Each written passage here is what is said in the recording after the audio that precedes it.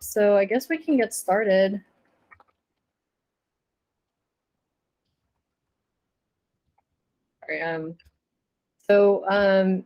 Just answering a question in the chat.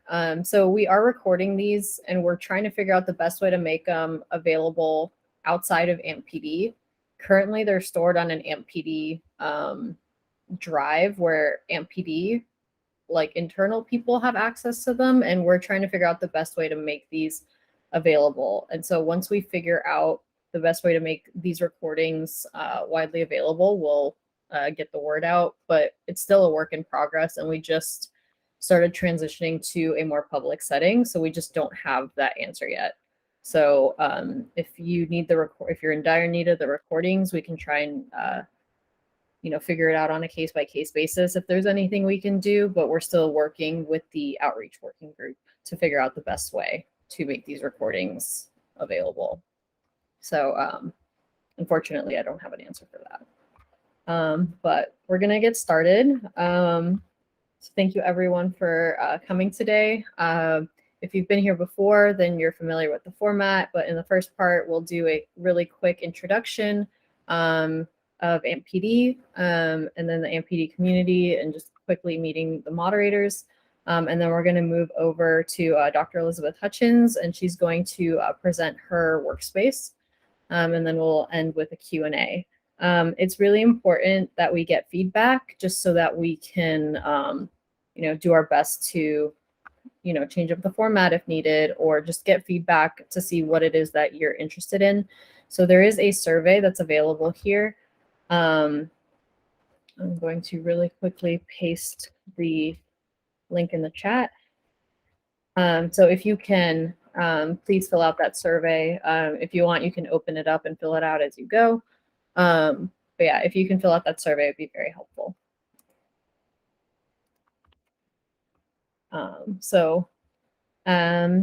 We'll get you introduced, everyone. My name is Victoria Dardov. I'm a data scientist at Technome working on the AMP-PD project.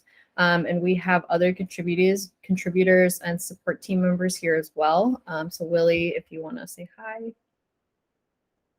Hey everyone, I'm Willie. I'm a solutions engineer at Verily, and I've been contributing to AMP-PD for the past few years, and looking forward to working with you all. Thanks, Willie. And I'm Dave Vismer, a senior engineer with Technome, and I've been doing data operations for AMP-PD for the last few years, and I'm happy to help anybody get access to data if you need it. Barry, I think you're on mute. I am on mute. I'm Barry Landon. I'm a solutions architect with Technome, and I've been working with AMP-PD and Verily since the program started late 2017, 2018. Today, I'm a support person, so if you have any questions, I'll be answering those in the chat, and also helping provide Terra support. Yeah, so we have a large support team here. So if you have any questions, we'll be working with you in the chat. If you have any questions that can't be answered in the chat, we can switch you over to a breakout room and get your questions answered that way. However, because this is more of a demo style rather than follow along and run your own Terra workspace, we don't anticipate any issues with you running it, just because it's just the demo portion. So, but if you do have any questions, please feel free to put them in the chat. And if there is something we need to put you into a breakout room for, we can definitely do that as well. And with that, we can, Elizabeth, if you want to introduce yourself. Dr. Elizabeth Hutchins is our presenter for today. So if you want to say a couple words about yourself. Hi, my name is Elizabeth. I'm a computational scientist at TGen. And I've been working with AMP-PD for a couple of years with the transcriptomics data group. And I'm happy to be here and present some of the data we have on extracellular RNA and answer any questions you may have. Thank you. Yeah, we're really excited to see these notebooks and workspaces. So just a brief introduction on what is Parkinson's disease. If you're not very familiar with it.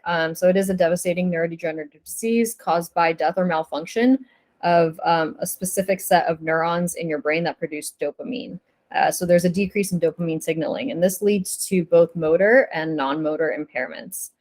Currently, we don't have a cure for Parkinson's disease. There are treatments that could decrease the severity of symptoms, but the disease is still progressing. So currently, there's no cure.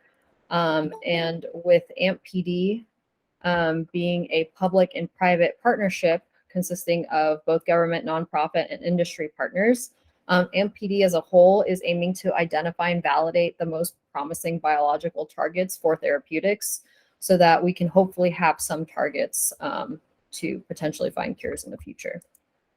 AMP-PD has a lot of resources, including data and also visualization tools. And a lot of these are produced by the community, so not just AMP-PD and AMP-PD partners.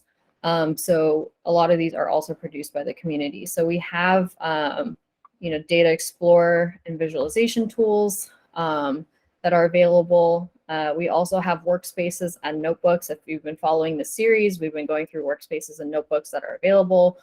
We have a lot of these notebooks and workspaces for proteomics, genomics, and transcriptomic analysis. And within the AMP-PD community, we have an anticipated number of more than 50 notebooks that are underway. So these notebooks are also parts of larger workspaces. So there could be workspaces with multiple notebooks on the same topic. But we're very excited for our community members who are producing these. And also we have this webinar series to showcase the resources that our community members are working on. And so with that, this is the webinar schedule. We do have one scheduled in a couple of weeks and one scheduled in August. We will be scheduling more as well, focusing on proteomics data and workspaces that were just recently released. So we will be scheduling those as well. So please look out for those invites and emails. And with that, I'm going to turn it over to Elizabeth. I'm going to stop sharing my screen and then Elizabeth can take over with the screen sharing.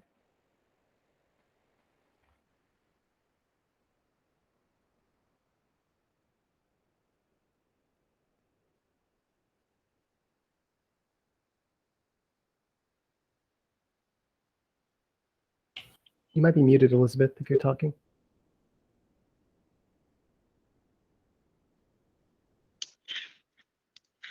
Thank you. Okay, so we have some, for the AMP-PD cohort, there's already whole blood transcriptomic data that has been a great resource.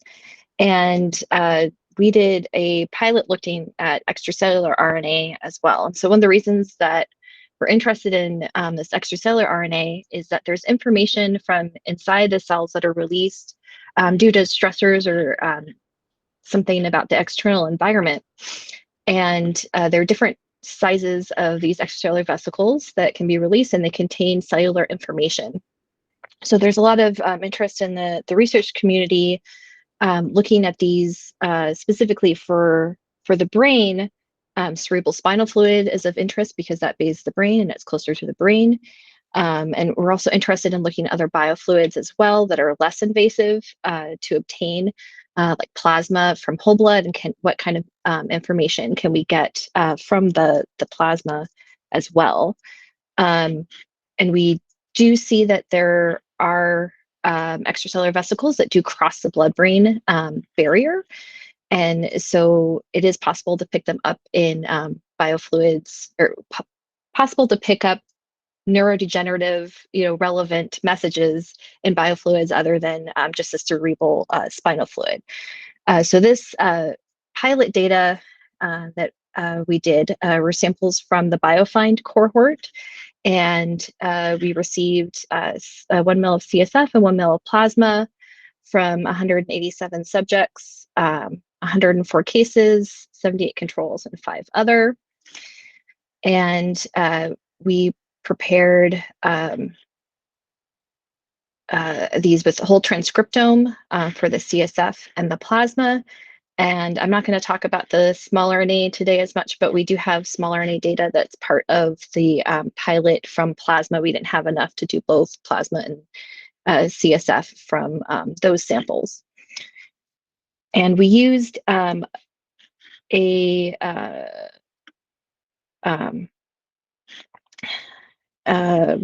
total, there are a few different ways to isolate extracellular RNA, and we used kits that picked up all of the messages that are outside of the cell. So it was a total extracellular RNA preparation.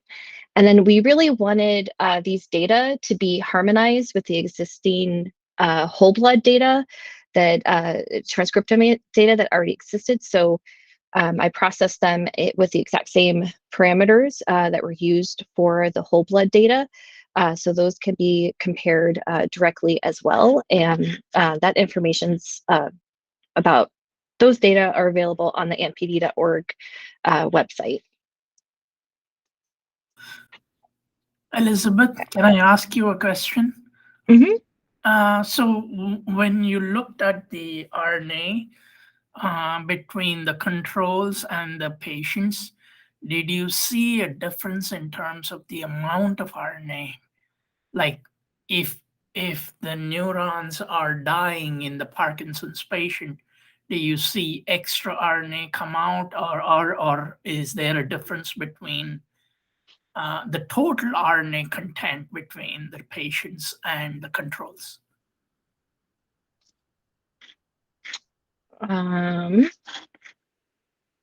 Kendall, are you on the call? Do you remember? Yeah, I'm on. Yeah, there's no difference in the RNA concentration between the two groups. Yeah. Okay. Okay, thanks. Thank you.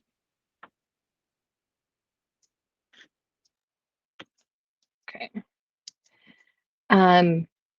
So we've been working with doing QC with these data in Terra, and using the same type of QC notebooks that we did for the whole blood transcriptome data, and matching those as well. So, oops, sorry.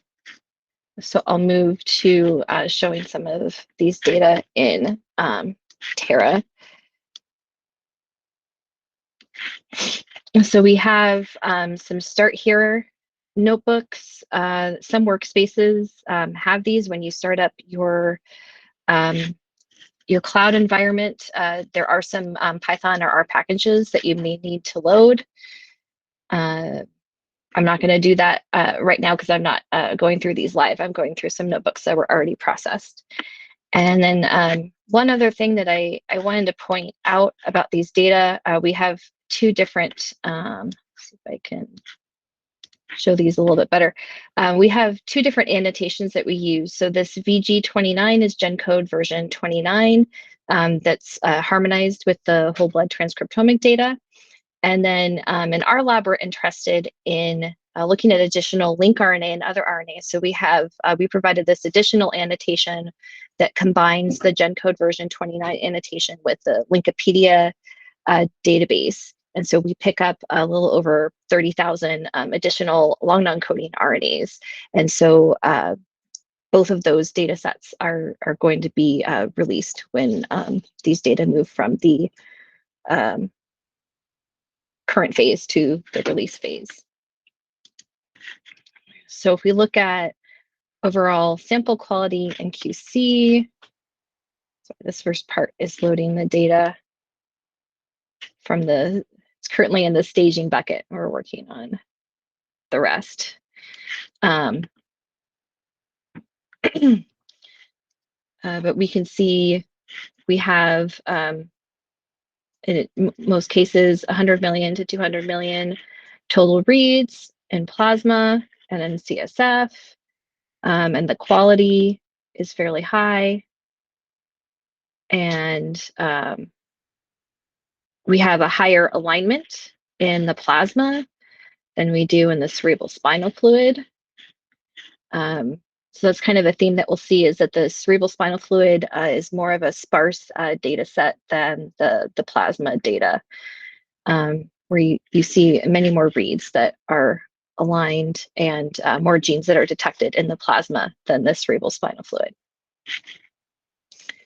So these are some of the other metrics that we look at.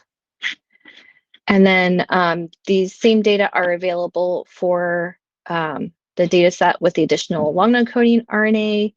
And we can see they look either the same number of input reads, and then as far as alignment, it's very similar with either annotation, where you see more alignment in the plasma and not as much in the CSF.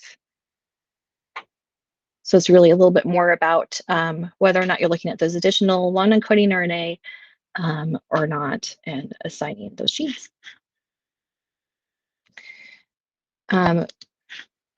We also have a notebook on running PCA plots. I'll go up to the top here. And this has a modified plot PCA method from the DE-seq package. And so what this notebook does is that it outputs data for those, instead of just PC1 and PC2, which is the default for this plot PCA method from the DE-seq2 package, it actually takes the data for up through PC9, PC1 through PC9. So all of those PCs can be compared, and we can look at variables in the different principal components. So as an example, if we run, I think this is in the other notebook too, but if we look at the top 500 genes or the top 20,000 genes, we see that biofluid is the strongest message, which makes sense that plasma is over here on the left and cerebral spinal fluid is over here on the right. And often that has to do with the number of genes are expressed as well. And then we generate the first 9 principal components that can be exported. If we look at plasma by itself, and we color the principal components by genetic sex, we see a little bit of separation between PC1 and PC2, but not complete separation. This is with the top 500 most variable genes. And then again, with the top 20,000 most variable genes, you don't see as much of a variation in between the 2 genetic sexes. And then if you do the same thing with cerebral spinal fluid by itself, they all overlap with each other. So you don't see sex separate as much in the principal components. So if we take that data and this is visualizing, sorry, this is the bulk RNA PCA visualization. So if we take the output with principal components 1 through 9, and then go to visualize those a little bit more closely. Let me scroll down to that part. Again, where biofluid is, if you look at the samples together, biofluid has the strongest message. And if you look at plasma by itself, this is that same PCA plot that we just saw. And if we look all the way out to PC9, now this is a little bit faint, I can zoom in a bit. But if you go all the way out to PC9, you see around PC3, there's PC2 and PC3, there's a little bit more separation between if these are colored by sex in the plasma. So we see a little bit more separation by sex in the plasma in the 3rd principal component. And then if we can also pull other information that there is in AMP-PD. So as an example, these are samples that have a known PD mutation in the whole genome sequencing data.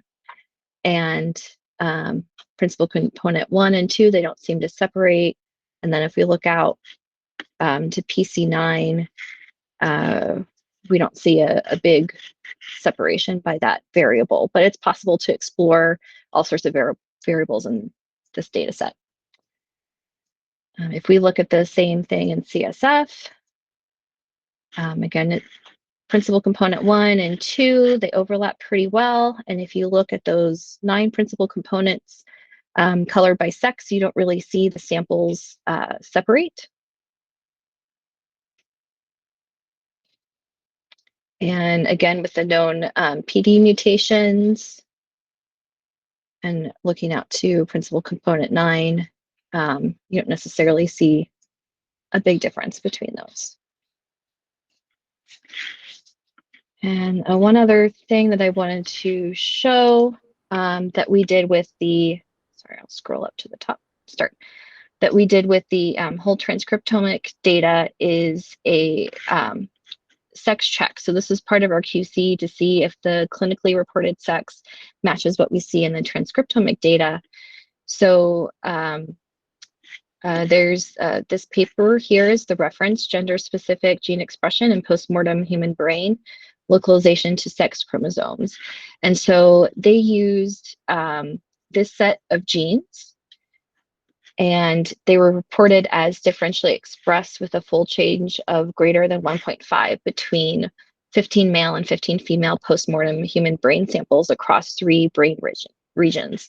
So you have XIST, which is expressed on the X chromosome, and then you have these 5 genes that are all expressed on the Y chromosome. So if we pull in all these data, and this is a good example of looking at sparsity in our data as well. So as I mentioned, there's more sparsity in the CSF than the plasma. So as an example, if we pull out the expression of these 6 genes only, we see that at least one of the genes is expressed in each plasma sample. If we look for the same thing in the CSF samples, there are 66 CSF samples out of the 185 that don't have expression of any of the genes that are used for the sex check analysis. So that means there are 66 samples that would not have any result for the sex check at all. So I went ahead and did the analysis on both of these and took out those 66 samples that don't have expression of any of the genes.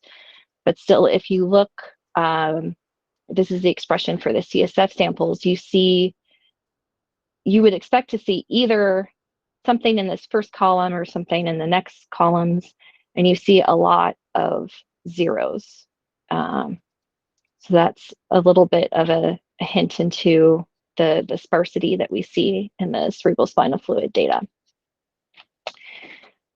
So in the plasma, this first plot is a scree plot. So we took only those 6 sex-specific genes and looked at the principal components and the data of there. So principal component 1 explains 59.8% of the variation. Principal component 2, 16.2, and on down from there. And then we can also look at the individual gene level with the different principal components and see which principal component each gene contributes to. So 4 of these Y chromosome genes have a high contribution to principal component 1. RPS4Y2 has a high contribution to principal component 2. And then our X chromosome gene, XIST, has a high contribution to principal component 3. And then this is a biplot that puts those data together. So you have our first dimension and our second dimension.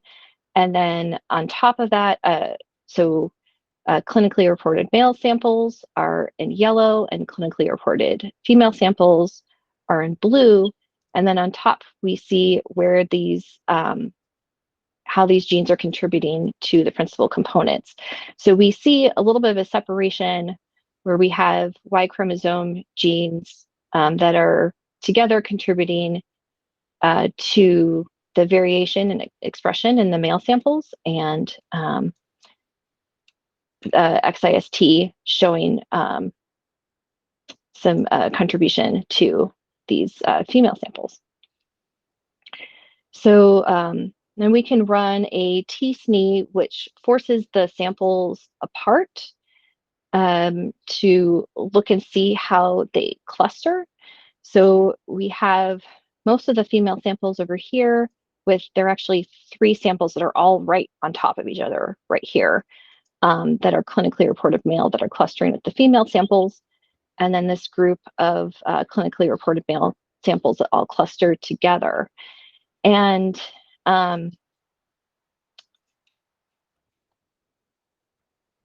we can separate those and look at the outliers. And so for these samples that were clinically reported male and cluster with the female samples, if we look at individual expression of those, they actually have both the X chromosome, XIST, somewhat lowly expressed, and also multiple Y chromosome genes expressed with a clinically reported sex of male. So we wouldn't exclude those necessarily.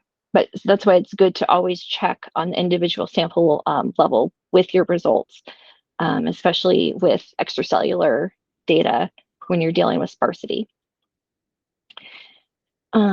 So if we do the same analysis in cerebral spinal fluid, we see with our principal components, there's less variation than in the plasma that can be described by these genes. So principal component 1 is 30.1%, and principal component 2 is 21.6%.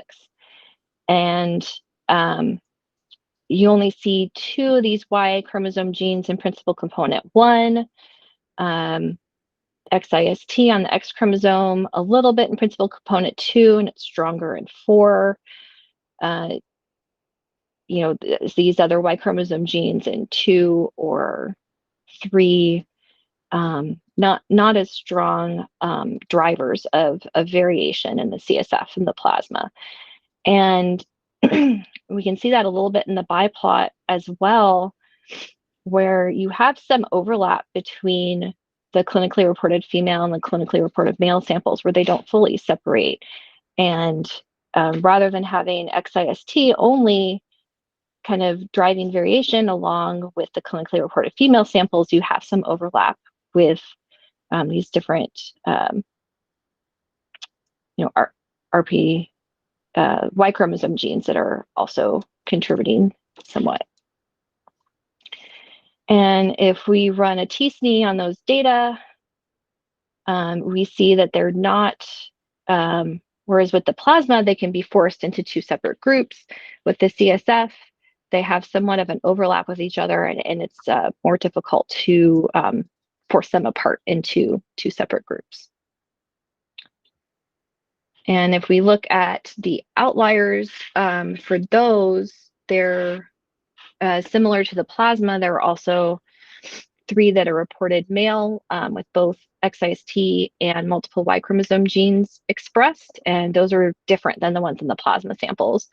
And then we also see 2 that are reported female that had low XIST, so they still had that X chromosome gene expressed, and they didn't have any Y chromosome gene expression. So those actually, that's more of a sparsity issue where we're seeing that they didn't cluster with the females due to sparsity.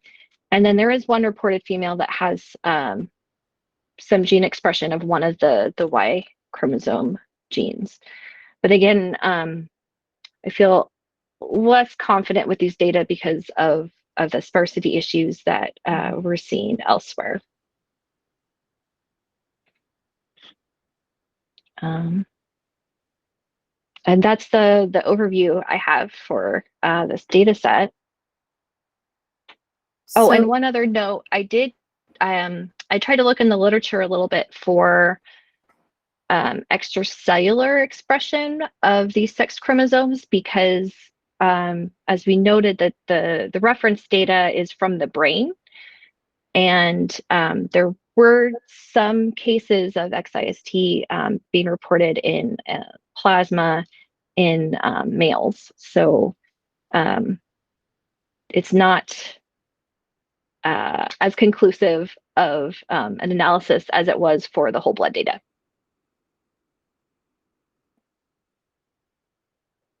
Yeah, I had a question going off of that. So I guess if, so even though you do this analysis and you find these outliers here, you wouldn't exclude them necessarily from further analysis. You would just kind of report and say, we noticed this, but, you know, this is why we're not excluding this data?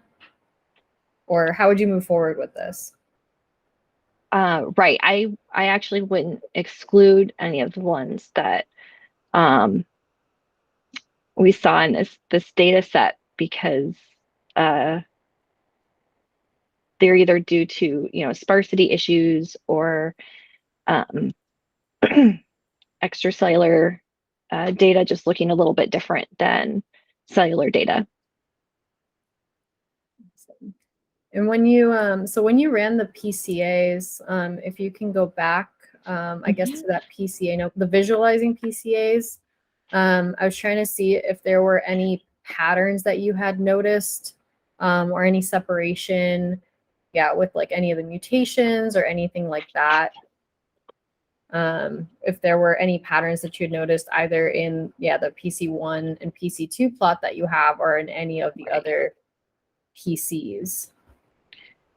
So here I have sex and the WGS mutations as examples.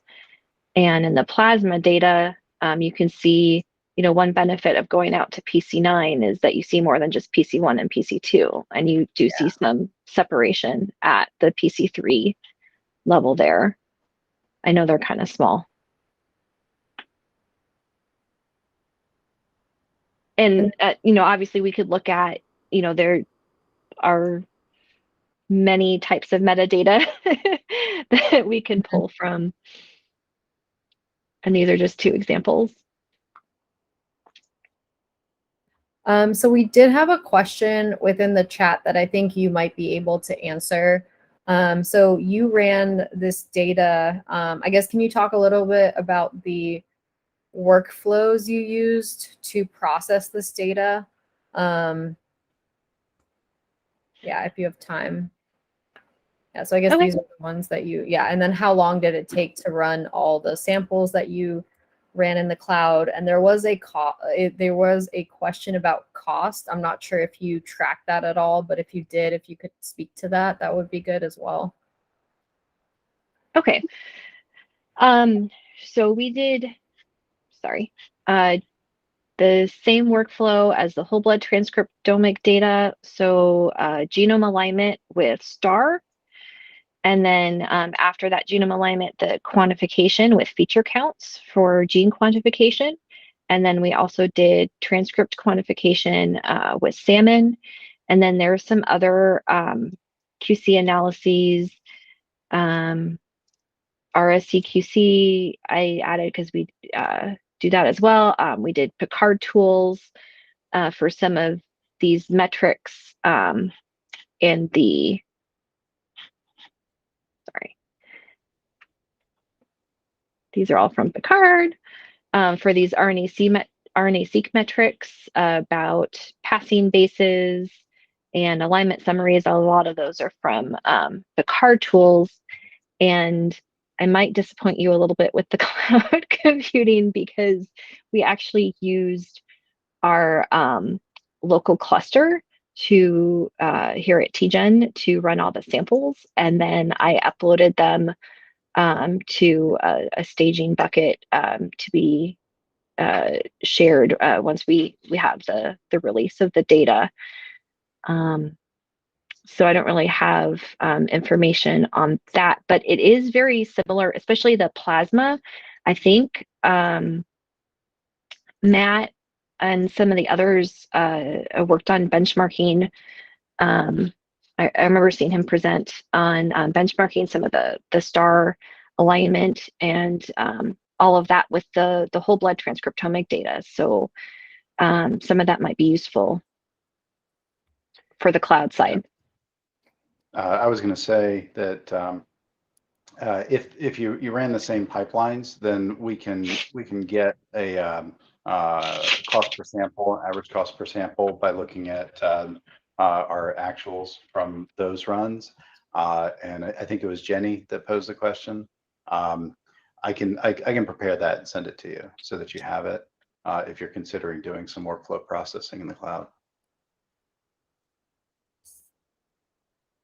And Matt did include some helpful links to workflows. So I'm just going to quickly share this. So this is the link that he said. So all of the AMPD workflows are available on GitHub. This is prior to when I joined. So I think this is Matt, Willie, and Barry, and Dave. I think this was all you guys, right? I'm trying to, I guess, credit whoever it is that made these. Yeah, so all of these are uploaded, and in addition, there is a Terra based workflow. So I guess Matt, if you do have like a couple sentences you can quickly say. Yeah, so in brief, so go to the dashboard for that. Click on the dashboard link, and so this will actually walk you through if you want to run the exact same workflows. It talks about how you can start with your list of samples, upload them to a Terra workspace, and then step by step run each of them. And it's listed here. The salmon workflow is the one that we named RNA quantification. The star workflow is RNA alignment. We used SAM tools to index the results as well as sort the results of the star output. And then we ran feature counts, which was next, the RNA summarization workflow. And then the rest were the quality metrics, as discussed, the card RNA-seq metrics and the multiple metrics. Matt, didn't you also run an alternative compression to get the storage costs down? Right. So the compression was that when we originally ran star, we ran it such that star did the compression, did sort the results, the alignment results, and did the compression. But the default for star, I can't remember what it is, but I'm just going to say like compression level 6 or something like that. And I think for SAM tools, it's compression level 3. And I may have that wrong. But so instead, we made star run a lot faster if it doesn't have to do the job of sorting and compressing. So it runs faster, which is great because it's the most expensive of these workflows. Just at a very high level, running most of these workflows individually were like well under $1 per sample, and star was somewhere around $2 per sample. That's very, very ballpark, but most all of the other workflows ran very quickly. We're able to take advantage of Google Cloud's preemptible VMs, which are very inexpensive VMs that you can get and are great for batch workflows. So anyway, yeah, to come back to that question. So we changed the way we ran star to allow SAM tools, which kind of specializes in all sorts of BAM related operations. We allowed it to do the sorting, compressing, and the indexing, and that brought our cloud costs down, quite a bit in terms of storage. Great, thanks. I also want to comment on the framework that you guys developed, I think with Evo. If Victoria, you click in on the data tab, it's this workflow under sample maybe. Oh wait, no, don't click through here. Sorry, shoot. You're supposed to get into there. Actually, there's no actual data in there. It's just references. But in any case, as these workflows are run, the first one will emit data that serves as inputs into the next one. And as you walk through each of these, you can see that table fill in. It's a very elegant way to see how successful they are and what outputs they're generating.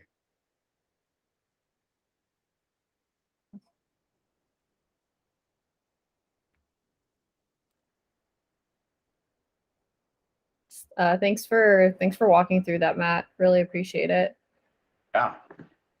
Are there other questions for Elizabeth about the presentation today?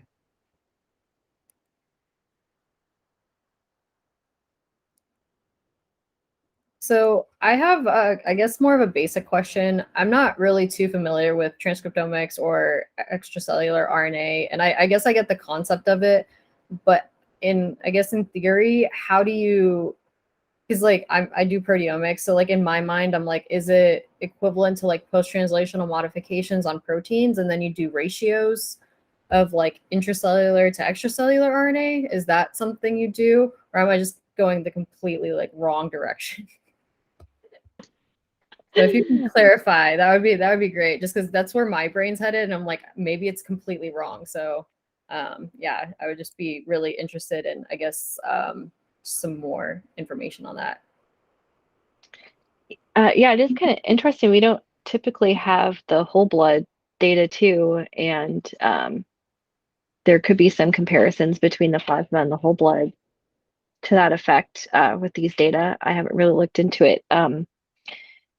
Usually we just have the extracellular data, or we're working with a cell line, and we might compare the cell line to the supernatant with the extracellular vesicles. But I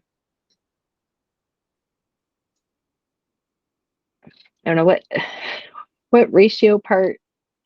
Oh, yeah. So like, I guess in proteomics, you can look at, total protein, or you can look at post-translational modifications. And so like if a protein's modified, you can do like a ratio of the modified to unmodified. And then just see like what portion is active or inactive based on whatever, post-translational modification you're looking at. So I guess that's where my brain was going with like extracellular and intracellular RNA. Like maybe you do ratios, but maybe that's not a thing in transcriptomics. So, yeah. Not in the exact same way, but they could be compared. With the whole transcriptome, you pick up a little bit of everything. So rather than enriching just for poly-A, we're able to pick up long non-coding RNAs.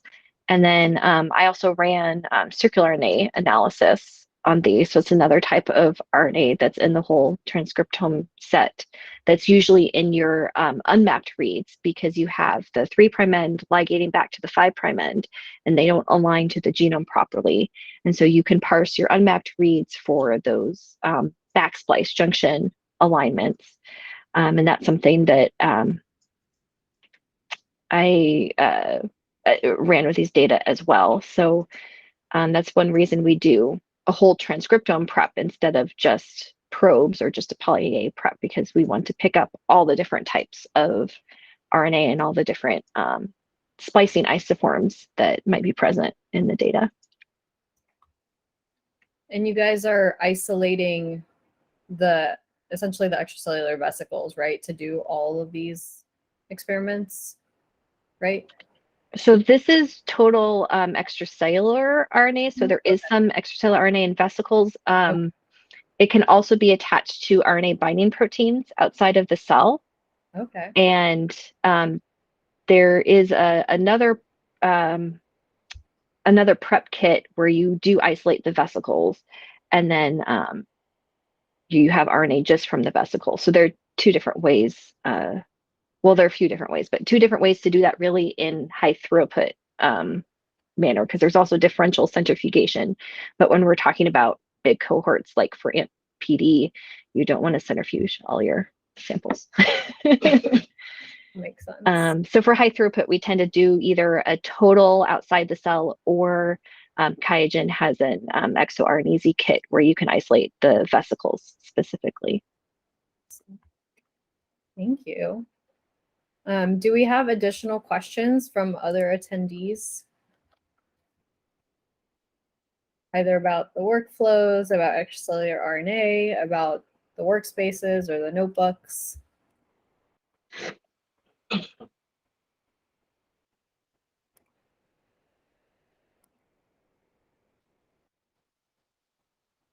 Jenny asked, do you have low RNA content issue or low alignment issue? So Jenny, did you want to just ask? That way maybe you can clarify. Maybe I'm not saying it correctly.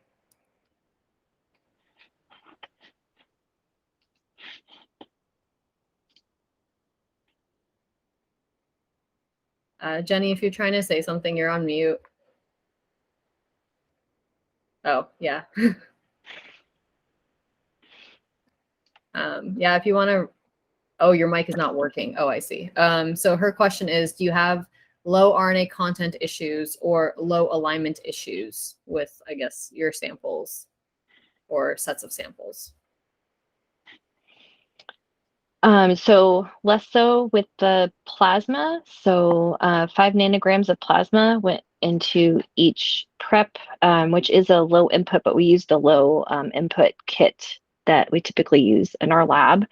And then cerebral spinal fluid, you can't really quantify it. So we kind of go by the volume input and then just get whatever we can get. But the Smarter Pico, yes, the Takara Clontech Smarter Pico V2 kit, or now they have the V3 kit that has the UMIs in it as well.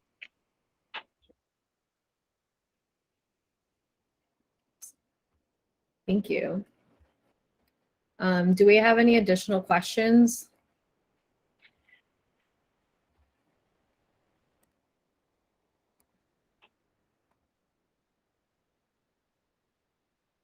Okay. I will share my screen. If I can find the right, there we go.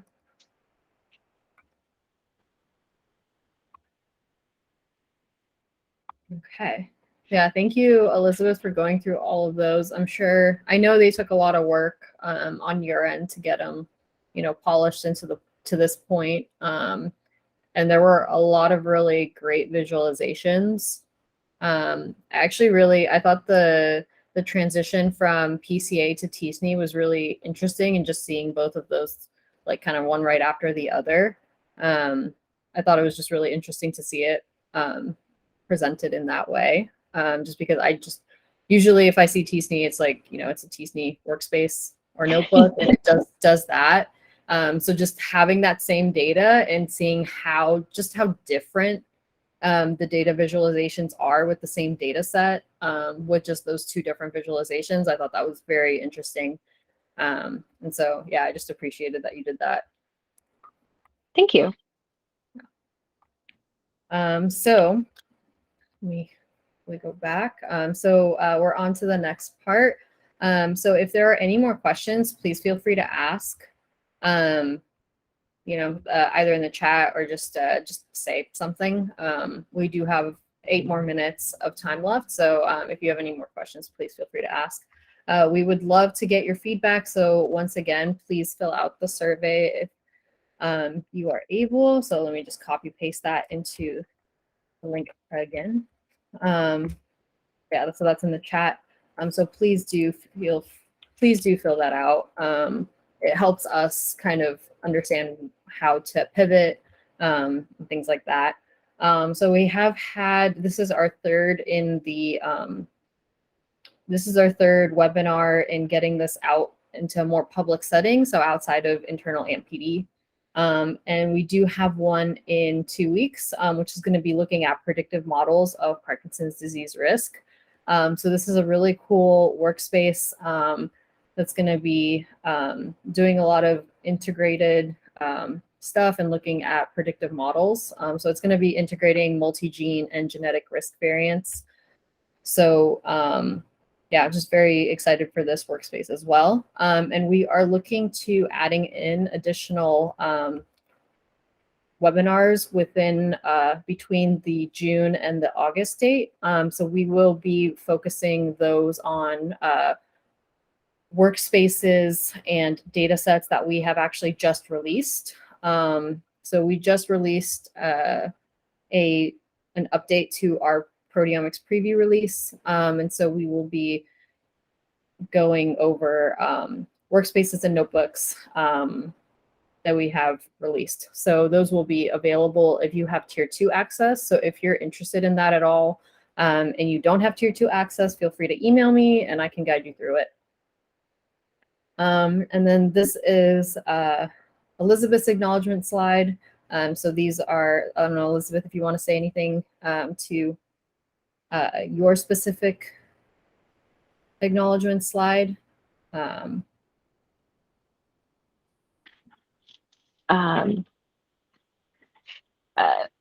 Just that it takes a lot of people, kind of like yours. It takes a village, and so we have a lot of people that really have worked together with us on these data. So yes, agreed.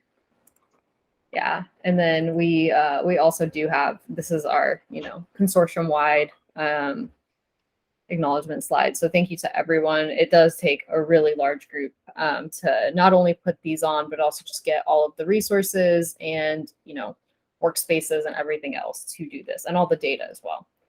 And so with that, I'd like to thank everyone for attending. Like I said, we are in the process of figuring out how to make the recordings publicly available. And so if you don't have AMP-PD access, we are working on that. And if you are interested in tier 2 access to access any of the tier 2 AMP-PD workspaces, please feel free to reach out to me and I can help you out. And with that, oops, oh. I'm just going to stop presenting. There we go. That's the answer. Stop sharing the slides.